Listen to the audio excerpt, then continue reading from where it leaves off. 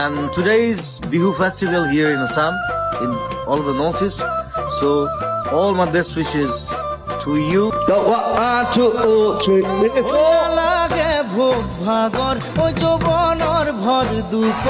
এতিয়া মই নতুন মাল এটা উলিয়াইছো, এইটোকে পকেট বিহু।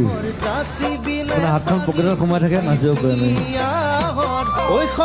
এই বিহু কেইদিন হ'ব সেইটো মন্ত্ৰী এম এল এ ক'ব নালাগে। তেওঁলোকৰ কাম দেশৰ উন্নয়ন, দেশৰ উন্নতি, দেশৰ কাম সেইবিলাক কৰক। সাংস্কৃতিক জগত চাবলৈ মই আছো। গোটেই অসমত শান্তি সম্প্ৰীতি বজাই ৰখা এটা বস্তু আছে, সেইটো হৈছে বিহু। বিহুটোহে গোটেইখিনিক বান্ধি ৰাখে। আৰামছে বিহু চাওক, গান গাম, ফূৰ্তি কৰক, এনজয় কৰক। বিহুটো আমাৰ বস্তু, আমি জীয়াই ৰাখিব লাগে।